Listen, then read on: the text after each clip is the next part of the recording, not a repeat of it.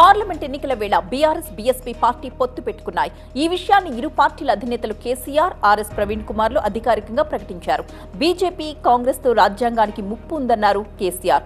ఈ రెండు పార్టీల నుంచి దేశాన్ని రక్షించడానికి పొత్తు పెట్టుకున్నట్లుగా చెప్పారు.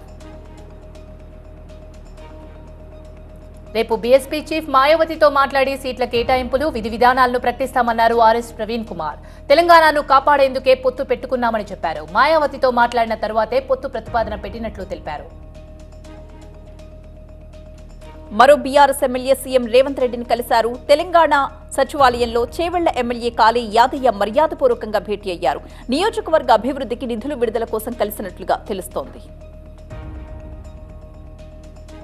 ఖమ్మంలో గ్రామీణ వైద్యుల సహాయ సంఘం సమావేశంలో పాల్గొన్నారు మంత్రి తుమ్మల.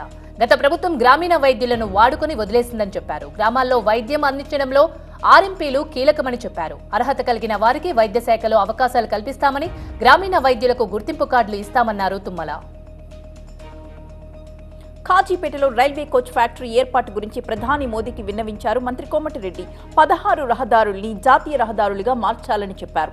మల్కాపూర్ విజయవాడ రహదారిని 6 లేన్లుగా మార్చాలని ప్రధానిని కోరారు మంత్రి కోమటిరెడ్డి. రేపు రాష్ట్ర వ్యాప్తంగా ఎల్ఆర్ఎస్ పై ధర్నాలు చేస్తామన్నారు కేటీఆర్. 12న కరీంనగర్ నుంచి కథన భేరీ నిర్వహిస్తామని చెప్పారు. కరీంనగర్లో ఏం అభివృద్ధి చేశారో చర్చకు సిద్ధమా అని బండి సంజయ్ కు సవాల్ చేశారు కేటీఆర్. సీఎం రేవంత్ రెడ్డి ఇచ్చిన మాట తప్పారని, రైతులకు నీళ్లు ఇవ్వకుండా కేసీఆర్ పై బురద జల్లుతున్నారని అన్నారు. తమపై కోపంతో బతుకమ్మ చీరలో ఆర్డర్ ఇవ్వడం లేదన్నారు కేటీఆర్. మన మోదీ ప్రశ్నిస్తున్న తెలంగాణ నినాదంతో ప్రచారం చేయబోతున్నారు బీజేపీ నేతలు. మోదీ చేసిన అభివృద్ధి పనులకు ప్రజలకు వివరిస్తామన్నారు కిషన్ రెడ్డి. తెలంగాణలో కాంగ్రెస్ ఇచ్చిన హామీల గురించి ప్రశ్నిస్తామన్నారు. కాంగ్రెస్ గ్యారంటీలతో ప్రజలకు ప్రయోజనం తక్కువ అని, వీటి ప్రకటనల కోసం భారీగా ఖర్చు పెడుతున్నారని అన్నారు కిషన్ రెడ్డి. తెలంగాణను కాంగ్రెస్ పార్టీ సరికొత్త ఏటీఎంగా మార్చుకుందని ఆరోపించారు ప్రధాని మోదీ. సంగారెడ్డిలో జరిగిన బహిరంగ సభలో మాట్లాడిన మోదీ తమ కాంగ్రెస్, బీఆర్ఎస్ ఒకరిని ఒకరు కవర్ చేసుకునేందుకు ప్రయత్నిస్తున్నారని విమర్శించారు. బీఆర్ఎస్, కాంగ్రెస్ మధ్య చీకటి ఒప్పందం ఉందన్నారు మోదీ. కాళేశ్వరం ప్రాజెక్టుతో బీఆర్ఎస్ దోపిడీకి పాల్పడిందన్నారు మోదీ. భద్రాచలం నియోజకవర్గ అభివృద్ధి కోసమే సీఎంని కలిశానన్నారు ఎమ్మెల్యే తెల్లం వెంకట్రావు. నియోజకవర్గ అభివృద్ధి కోసం దేనికైనా సిద్ధం అన్నారు. వ్యక్తిగత కారణాలతోనే పార్టీ సమావేశాలకు దూరంగా ఉన్నట్టు స్పష్టం చేశారు. సొంత పార్టీ ఎమ్మెల్యేలు ఎవరు కూడా తనతో టచ్లో లేరంటున్నారు ఎమ్మెల్యే వెంకట్రావు. ఈ నెల 7న వేములవాడలో పర్యటిస్తారు సీఎం రేవంత్. మంత్రులు స్వామివారికి పట్టు వస్త్రాలు సమర్పించనున్నారు సీఎం రేవంత్ రెడ్డి. అయితే మంత్రులు పొన్నం, కొండా సురేఖ అనంతరం సిరిసిల్లలో నిర్వహించే బహిరంగ సభలో పాల్గొని ప్రసంగించబోతున్నారు రేవంత్ రెడ్డి. మోదీ పర్యటనపై ఆదిలాబాద్ ప్రజలు ఆశలు పెట్టుకున్నారన్నారు మాజీ మంత్రి జోగురామన్న. ఒక్క హామీ కూడా ఇవ్వకుండా సూక్తులు చెప్పి వెళ్లారంటూ మండిపడ్డారు. టెక్స్టైల్ పార్క్ అంశమే ప్రస్తావించలేదన్నారు. ప్రజాధనంతో ఎన్నికల సభ నిర్వహించారన్నారు. 17 సీట్లు కాదు, సిట్టింగ్ సీట్లను కాపాడుకోండి మొదట అన్నారు జోగురామన్న. ఎన్నికల కోసం మేనిఫెస్టో ఎజెండా ఫిక్స్ చేసింది వైసీపీ. చివరి సిద్ధం సభలో ప్రత్యేక హోర్డింగ్స్ ఏర్పాటు చేసింది అధిష్టానం. యువత, మహిళ, రైతుల కోసం ప్రత్యేకంగా వైసీపీ కార్యాచరణ చేయనుంది. రాష్ట్ర వ్యాప్తంగా ప్రత్యేక హోర్డింగ్లు సిద్ధం చేస్తోంది వైసీపీ. విశాఖలో యువతకు భవిత కార్యక్రమంలో పాల్గొన్నారు సీఎం జగన్. 3వ తరగతి నుంచే టోఫెల్ శిక్షణ ఇస్తున్నామన్నారు. చదువుల్లో నాణ్యత పెంచుతున్నామన్నారు. చదువు పూర్తయ్యేసరికి ఉద్యోగం వచ్చే విధంగా శిక్షణ ఇస్తున్నామని, ప్రతి నియోజకవర్గంలో స్కిల్ హబ్ ఏర్పాటు చేస్తున్నామని అన్నారు సీఎం. ఎన్నికల తర్వాత తాను వైజాగ్లోనే ఉంటానన్నారు సీఎం జగన్. వైజాగ్లోనే ప్రమాణ స్వీకారం చేస్తానని చెప్పారు. 10 ఏళ్లలో హైదరాబాద్, చెన్నైకు విశాఖను పోటీగా నిలుపుతామని చెప్పారు జగన్. అమరావతి సహా రాష్ట్రంలో ఏ ప్రాంతానికి వ్యతిరేకం కాదన్నారు. అందుకే అమరావతిని శాసన రాజధానిగా ప్రకటించామని, కర్నూలు కూడా న్యాయ రాజధానిగా ప్రకటించామని చెప్పారు సీఎం. అమరావతి అభివృద్ధికి 1 లక్ష కోట్లకు పైనే ఖర్చు చేయాలన్నారు జగన్. టీడీపీ అధినేత చంద్రబాబుపై ఫైర్ అయ్యారు సజ్జల రామకృష్ణారెడ్డి. పోలవరం నుంచి అమరావతి దాకా, మరుగుదొడ్ల నుంచి అన్నా క్యాంటీన్ల దాకా అంతటా చంద్రబాబు దోపిడీ చేశారని ఆరోపించారు. అందుకే ఏపీ ప్రజలు జగన్ కి అవకాశం ఇచ్చారని, మరోసారి గెలిపించబోతున్నారని చెప్పారు సజ్జల. కడపలో టీడీపీ అసమ్మతి నేతలు సమావేశం నిర్వహించారు. మాజీ ఇన్ఛార్జ్ అమీర్ బాబు ఆధ్వర్యంలో నేతలు భేటీ అయ్యారు. మాధవిరెడ్డికి టికెట్ ఇవ్వడంపై అసంతృప్తి వ్యక్తం చేస్తున్నారు నేతలు. అయితే పార్టీలో మొదటి నుంచి ఉన్నవారికి కాకుండా ఇతరులకు టికెట్ ఎలా ఇస్తారంటూ ప్రశ్నించారు. టీడీపీ అధిష్టానం పునరాలోచించాలని విజ్ఞప్తి చేశారు. వైసీపీ టీడీపీ సవాళ్లతో తిరువూరు హీటెక్కింది. వైసీపీ ఇన్ఛార్జ్ స్వామిదాస్ అవినీతిని నిరూపించడానికి సిద్ధమన్నారు టీడీపీ ఇన్ఛార్జ్ కొలికపూడి శ్రీనివాస్. బోస్ బొమ్మ సెంటర్లో బహిరంగ చర్చకు రావాలని సవాల్ విసిరారు. దీంతో అలర్ట్ అయిన పోలీసులు కొలికపూడిని హౌస్ అరెస్ట్ చేశారు. ఈ క్రమంలోనే కొలికపూడిపై తీవ్ర ఆరోపణలు చేశారు స్వామిదాస్. కొలికపూడి వచ్చింది ఎలక్షన్స్ కోసం కాదు, కలెక్షన్స్ కోసం అంటూ మండిపడ్డారు. వైఎస్ఆర్ కాంగ్రెస్ పార్టీలో మరో టికెట్ పంచాయతీ మొదలైంది. అమలాపురం ఎంపీగా పోటీ చేస్తానని ప్రకటించారు రాజోల ఎమ్మెల్యే రాపాక వరప్రసాద్. పి గన్నవరం నియోజకవర్గ సమావేశంలో సిట్టింగ్ ఎంపీ చింతా అనురాధ సమక్షంలోనే ఈ కామెంట్స్ చేశారు రాపాక. ఎంపీగా పోటీ చేయాలని తనను అధిష్టానం కోరిందన్న రాపాక పార్టీ నిర్ణయానికి కట్టుబడి ఉంటానని ప్రకటించారు. దీంతో సమావేశంలోనే ఉన్న ఎంపీ చింతా అనురాధ మౌనంగా ఉండిపోయారు. వసంత కృష్ణ ప్రసాద్ బొమ్మసాని భేటీతో మైలవరంలో రాజకీయం ఆసక్తికరంగా మారింది. తనకు సహకరించాలని బొమ్మసానిని కోరారు ఎమ్మెల్యే వసంత. క్షేత్రస్థాయిలో వసంతకు పరిస్థితి బాగాలేదని చెప్పానంటున్నారు బొమ్మసాని. పెనమలూరులో పోటీ చేయాలని వసంతకి బొమ్మసాని సలహా ఇచ్చారు. తమపై ఎవరు పోటీ చేసినా ప్రజల మద్దతు సంపూర్ణంగా ఉందన్నారు ఎంపీ వంగా గీత. అభ్యర్థి ఎవరైనా సరే రికార్డు సాధించే దిశగా ప్రజలు తమకు గెలుపు ఇస్తారని చెప్పారు. తాము ఎప్పుడూ ప్రజలతోనే ఉంటామని, కింది స్థాయి కార్యకర్తలను కలుపుకుపోతామన్నారు. కష్టపడే వారికే పార్టీలో పదవులన్నారు ఎంపీ మిథున్ రెడ్డి. విజయవాడ ఆఫీసుల చుట్టూ తిరుగుతూ పదవులు రావన్నారు. చంద్రబాబు చేయబోయే మోసాల గురించి ఇంటింటికి తిరిగి ప్రజలకు చెప్పండన్నారు మిథున్ రెడ్డి. విశాఖ పాలనా రాజధానిలో మార్పు లేదన్నారు విజయసాయిరెడ్డి. సంక్షేమంతో పాటు అభివృద్ధి కూడా చేపట్టామన్నారు. ప్రభుత్వం నుంచి ప్రతి కుటుంబం ఏదో ఒక లబ్ధి పొందిందన్నారు. విపక్షాల కంటే అన్ని అంశాల్లో వైసీపీ ముందుందన్నారు. ఈ నెల 10న జరిగే సిద్ధం సభకు 15 లక్షల మంది వస్తారని అంచనా వేస్తున్నారు విజయసాయిరెడ్డి. ఎంపీ భరత్ వ్యాఖ్యలపై మండిపడ్డారు ఆదిరెడ్డి అప్పారావు. తన కుమారుడికి సీట్ రావడంతో భరత్లో టెన్షన్ మొదలైందని, అందుకే ఏం మాట్లాడాలో తెలియక ఇష్టం వచ్చినట్టు మాట్లాడుతున్నారని విమర్శించారు. భరత్ గురించి తాను అనేక విషయాలు చెప్పగలనన్నారు ఆదిరెడ్డి. అతడు ఒక ఫెయిల్యూర్ హీరో అని కమెంట్ చేశారు. వాలంటీర్తో తాను మాట్లాడిన విషయంలో ఎలాంటి తప్పు లేదని వివరణించారు ఆదిరెడ్డి. సత్తెనపల్లిలో ఎన్నికల సందడి ముందే మొదలైంది. బుల్లెట్తో సత్తెనపల్లి మండలం భీమవరం పర్యటనకు వెళ్లారు మంత్రి అంబటి. భీమవరంలో బుల్లెట్పై ఎన్నికల ప్రచారాన్ని నిర్వహించారు. అంబటితో పాటు బుల్లెట్పై ప్రయాణించారు అభిమానులు, అనుచరులు. నిర్మల్ జిల్లా ధర్మాజీపేట దగ్గర ప్రధాన రహదారిపై రాస్తారోకో చేపట్టారు రైతులు. సదర్ మట్ ఆయకట్టు క్రింది గ్రామాలకు యాసంగి పంటకు నీటిని అందించాలని డిమాండ్ చేశారు.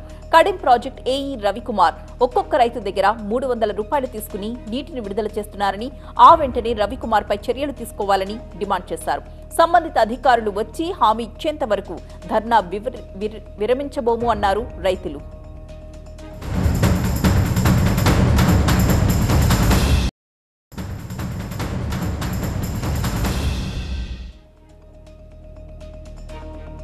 ప్రజాభవన్లో 5 గంటలుగా బైఠాయించారు డిఎస్సి 2008 బాధితులు. డిఎస్సి 2008 బాధితులతో ప్రజావాణి నోడల్ అధికారి ఆధ్వర్యంలో విద్యాశాఖ అధికారులు చర్చలు జరిపారు. ముఖ్యమంత్రి రేవంత్ రెడ్డి ఇప్పటికే డిఎస్సి 2008 బాధితులకు ఉద్యోగాలు ఇవ్వాలని నిర్ణయం తీసుకున్నారని చెప్పారు అధికారులు. స్వయంగా సీఎం ప్రకటిస్తారని చెప్పారు. ఎన్నికల కోడ్ వచ్చే ముందే నియామకాలు చేపట్టే అవకాశం ఉందన్నారు. అధికారికంగా ప్రకటన వచ్చే వరకు కదలబోమని చెబుతున్నారు అభ్యర్థులు. చిత్తూరు జిల్లా కార్వేటి నగరంలో పోలీసులు తనిఖీలు చేపట్టారు. వాహనాల తనిఖీల్లో భారీగా నగదు స్వాధీనపరుచుకున్నారు. పట్టుబడ్డ వాహనంలో 1,09,00,000 రూపాయలున్నట్టుగా గుర్తించారు. నగదుతో పాటు దానికి సంబంధించిన వ్యక్తుల్ని అదుపులోకి తీసుకుని విచారిస్తున్నారు నగర DSP Narasimhamurthy. SIB DSP Praneeth Rao suspension వ్యవహారంలో వెలుగులోకి సంచలన విషయాలు వస్తున్నాయి. ఎస్ఐబీ ఆఫీసులో సీసీ కెమెరాలు ఆఫ్ చేసి రికార్డులను మాయం చేసి 42 హార్డ్ డిస్క్లను ఎత్తుకెళ్లారు ప్రణీత్ రావు. 1600 పేజీల కాల్ డేటా తగలబెట్టారు. కీలక నేతల ఫోన్ ట్యాపింగ్ డేటాతో పాటు కాల్ రికార్డింగ్లు, ఐఎంఈ నంబర్లు, ల్యాప్టాప్, హార్డ్ డిస్క్లు ధ్వంసం చేశారు. డేటాబేస్లోని మొత్తం డేటా రిమూవ్ చేశాడు ప్రణీత్. రాడిసన్ హోటల్లో డ్రగ్స్ పార్టీ కేసులో 12 మందిపై కేసు నమోదు చేసిన పోలీసులు వేగంగా దర్యాప్తు చేస్తున్నారు. అయితే వాళ్లలో కొంతమంది విచారణకు వెంటనే రాకుండా పలు కారణాలు చూపించి జాప్యం చేశారు. ఆ తర్వాత ఒకరు విచారణకు వస్తున్నారు. అయితే ఈలోపు తీసుకోవాల్సిన జాగ్రత్తలన్నీ తీసుకుని అధికారుల ముందు హాజరవుతున్నట్లుగా తెలుస్తోంది. వారం తర్వాత బ్లడ్, యూరిన్ శాంపిల్స్ ఇవ్వడంతో నెగిటివ్ వస్తున్నట్టుగా అధికారులు అనుమానిస్తున్నారు. ఇక గోళ్లు, హెయిర్ శాంపిల్స్ లో కూడా దొరకకుండా జాగ్రత్తలు తీసుకున్నట్టుగా తెలుస్తోంది. బోడుప్పల్లోని టానిక్ వైన్ మార్ట్లో జీఎస్టీ అధికారులు సోదాలు చేపట్టారు. ఈ సోదాల్లో అక్రమాలు బయటపడ్డాయి. అక్రమాల్లో ఎక్సైజ్ ఉన్నతాధికారి పాత్ర ఉన్నట్టు గుర్తించారు అధికారులు. పన్నుల చెల్లింపులో అక్రమాలు జరుగుతున్నట్టు ఆరోపణలు వస్తున్నాయి. సంగారెడ్డి జిల్లాలో ఘోర రోడ్డు ప్రమాదం. యూటర్న్ తీసుకుంటున్న లారీని వేగంగా ఢీకొట్టింది డీసీఎం వ్యాన్. డీసీఎంలోనే ఇరుక్కుపోయిన డ్రైవర్ ని బయటకు తీశారు పోలీసులు. సదాశివపేట పట్టణం ఎంకేపల్లి దగ్గర జరిగింది ఈ ప్రమాద ఘటన. కాకినాడ జిల్లా పిఠాపురం పప్పుల వీధిలో పార్కింగ్ లో ఉన్న 2 కార్లకు నిప్పంటించాడు మైనర్ బాలుడు. మానసిక స్థితి సరిగ్గా లేకపోవడం వల్లే ఇలా చేశాడు అంటున్నారు బాలుడి తల్లి. సకాలంలో స్పందించి మంటలు అదుపు చేశారు అగ్నిమాపక సిబ్బంది. 2 కార్లు పూర్తిగా దగ్ధమయ్యాయి. సుమారు 7 లక్షల రూపాయల వరకు నష్టం జరిగినట్టు చెబుతున్నారు స్థానికులు. పెద్దపల్లి జిల్లా సుల్తానాబాద్ లో ఆటోలో మరచిపోయిన బంగారు ఆభరణాల్ని కొద్ది గంటల్లోనే కేసు చేసి బాధితురాలకు అప్పగించారు పోలీసులు. దీంతో బాధితురాలు మండల వసంత పోలీసులకు కృతజ్ఞతలు తెలిపారు. ఈ సందర్భంగా ఏసీపీ కృష్ణ, సీఐ సుబ్బారెడ్డిని, ఎస్ఐ వినీతను, అలాగే పోలీస్ సిబ్బందిని అభినందించారు. శ్రీకాళహస్తిలో మహాశివరాత్రి బ్రహ్మోత్సవాలు కొనసాగుతున్నాయి. వార్షిక బ్రహ్మోత్సవాలకు వేడుకగా ధ్వజారోహణం నిర్వహించారు. వెండి అంబారీ వాహనంపై స్వామి, అమ్మవార్ల ఊరేగింపుతో వేడుకలు ప్రారంభమయ్యాయి. ఈ వేడుకల్లో పెద్ద ఎత్తున పాల్గొన్నారు భక్తులు. చిత్తూరు జిల్లా రామకుప్పం మండలంలో పంట పొలాల్లో స్వైర విహారం చేశాయి ఏనుగులు. ముద్దనపల్లి, బిరు, గుండ్లపల్లి గ్రామ పరిసర పొలాలపై దాడి చేశాయి. వరి, టమాటా, అరటి పలు పంటల్ని ధ్వంసం చేశాయి. దీంతో భయాందోళనకు గురవుతున్నారు రైతులు, చుట్టుపక్కల గ్రామస్తులు. హాస్టల్లో మౌలిక సదుపాయాలు కల్పించాలని డిమాండ్ చేస్తూ రోడ్డుపై బైఠాయించారు నిజాం కళాశాల విద్యార్థులు. బషీర్బాగ్లోని వసతి గృహం ముందు నిజాం కళాశాల ప్రిన్సిపల్ కు వ్యతిరేకంగా నినాదాలు చేస్తూ ధర్నాకు దిగారు. గత కొన్ని రోజులుగా హాస్టల్లో నీటి కొరత సమస్యతో పాటు నాసిరకం భోజనం పెడుతున్నారని ఆగ్రహం వ్యక్తం చేశారు విద్యార్థులు. జనగామలో ఆకాశం నుంచి పడిన మహిమల పెట్టె తమ దగ్గరుందని అమాయక ప్రజల్ని బురిడి కొట్టిస్తున్న 4 కేటుగాళ్లని అరెస్ట్ చేశారు పోలీసులు. ఆ మహిమల బాక్స్ ఎవరి వద్ద ఉంటే వారి జీవితాల్లో అద్భుతాలు జరుగుతాయని నమ్మబలికారు ముఠా. వారి వద్ద నకిలీ మ్యాజిక్ బాక్స్, 4 సెల్ ఫోన్లు, ఆటోని స్వాధీనం చేసుకున్నారు పోలీసులు. విజయనగరం జిల్లా రాజాం ఆర్సీఎం చర్చ్ దగ్గర మెయిన్ రోడ్డుపై యువకులు హల్చల్ చేశారు. ఫోటో, వీడియో షూట్లతో హంగామా చేశారు. అడ్డు తొలగమని ప్రశ్నించిన వాహనదారులపై విరుచుకుపడ్డారు యువకులు. దీంతో భయాందోళనకు గురయ్యారు స్థానికులు. నంద్యాల జిల్లా శ్రీశైల మహాక్షేత్రంలో మహాశివరాత్రి బ్రహ్మోత్సవాలు వైభవంగా జరుగుతున్నాయి. స్వామివారిని దర్శించుకోవడానికి నల్లమల అడవి మార్గం గుండా కాలినడకన శివస్వాములు, సాధారణ భక్తులు వేలాది సంఖ్యలో తరలివస్తున్నారు. పాదయాత్ర భక్తుల కోసం పలువురు దాతలు కూడా మజ్జిగ, పండ్లు, అన్నదాన కార్యక్రమాలు చేపట్టారు. జయశంకర్ భూపాలపల్లి జిల్లా పవిత్ర పుణ్యక్షేత్రమైన కాళేశ్వరంలో కాల సర్పదోష నివారణ పూజలకు భక్తులు బారులు తీరారు. సుదూర ప్రాంతాల భక్తులు కాళేశ్వరం చేరుకుని పవిత్ర గోదావరి నదిలో పుణ్యస్నానాలు ఆచరించారు. అనంతరం శ్రీ కాళేశ్వర ముక్తేశ్వర స్వామి వారికి అభిషేకాలు నిర్వహించారు. సూర్యాపేట జిల్లా జనగామ క్రాస్ రోడ్డు దగ్గర హైదరాబాద్ విజయవాడ జాతీయ రహదారిపై అక్రమంగా పీడీఎస్ బియ్యం తరలిస్తున్న డీసీఎం బోల్తా పడింది. డ్రైవర్ కి తీవ్రంగా గాయాలవ్వడంతో ఆసుపత్రికి తరలించారు. సీఎం స్టాలిన్ తో డీఎంకే ముఖ్య నేతల సమావేశం జరిపారు. లోక్సభ నియోజకవర్గాల సీట్ల సర్దుబాటుపై చర్చించారు. కాంగ్రెస్, వీసీకే, ఎండీఎంకేకి సీట్ల సర్దుబాటుపై చర్చించారు. డీఎంకేని లేకుండా చేసే ధైర్యం ఎవరికీ లేదన్నారు ఎంపీ రాజా. మమ్మల్ని బెదిరించి తమిళనాడులో లేకుండా చేస్తే ఇండియానే ఉండదన్నారు. మళ్లీ బీజేపీనే వస్తే రాజ్యాంగాన్ని మార్చేస్తారని, జై శ్రీరామ్, భరతమాతకు జై నినాదాలను తమిళనాడులో ఒప్పుకోరన్నారు. ఇప్పుడున్న జై శ్రీరామ్, భరతమాతకి జై నినాదంతో అందరూ సమానమనే భావన లేదన్నారు ఎంపీ రాజా. తమిళనాడులో పాలారు జల వివాదం ముదిరిపోతోంది. ఉమ్మడి వేలూరు జిల్లాలో రైతుల నిరసనలు కొనసాగుతూనే ఉన్నాయి. ఏపీ ప్రభుత్వ వైఖరిని నిరసిస్తూ తమిళగ వ్యవసాయ సంఘం ఆందోళనలు చేపట్టింది. ఏపీ, తమిళనాడు సరిహద్దుల్లో తమిళ రైతులు బైఠాయించారు. పాలారు రిజర్వాయర్ నిర్మాణాన్ని నిలిపేయాలని తమిళనాడు ప్రభుత్వం ఏపీతో చర్చలు జరపాలని అన్నారు రైతులు. ఢిల్లీ యూనివర్సిటీ మాజీ ప్రొఫెసర్ సాయిబాబాకు ఊరట లభించింది. సాయిబాబాపై కేసును ముంబై హైకోర్టు కొట్టివేసింది. మావోయిస్టులతో సంబంధాలున్నాయన్న కేసులో 7 ఏళ్లుగా ముంబై జైల్లో ప్రొఫెసర్ సాయిబాబా ఉన్నారు. మావోయిస్టులతో సంబంధాలు కలిగి ఉన్నారన్న అభియోగాలతో సాయిబాబాను 2014 మే నెలలో మహారాష్ట్ర పోలీసులు అరెస్ట్ చేశారు. పంజాబ్ అసెంబ్లీలో బడ్జెట్ సమావేశాలు ఉద్రిక్తంగా మారాయి. పంజాబ్ సర్కార్ అక్రమ కేసులు బనాయిస్తోందంటూ ఆరోపిస్తూ అసెంబ్లీలో ఆందోళనకు దిగింది కాంగ్రెస్ పార్టీ. సీఎం భగవంత్ మాన్ సర్కార్పై తన నిరసన వ్యక్తం చేశారు కాంగ్రెస్ పార్టీ సభ్యులు. దేశవ్యాప్తంగా 7 రాష్ట్రాల్లోని 17 ప్రాంతాల్లో ఎన్ఐఏ దాడులు చేపట్టింది. 2013లో బెంగళూరులో సెంట్రల్ జైలు నుంచి లష్కరే తోయిబా ఉగ్రవాదుల పరారీ కేసులో ఈ దాడులు జరిగాయి. రామేశ్వరం కేఫ్ పేలుళ్ల ఘటనపై కూడా విచారణ చేపట్టింది ఎన్ఐఏ.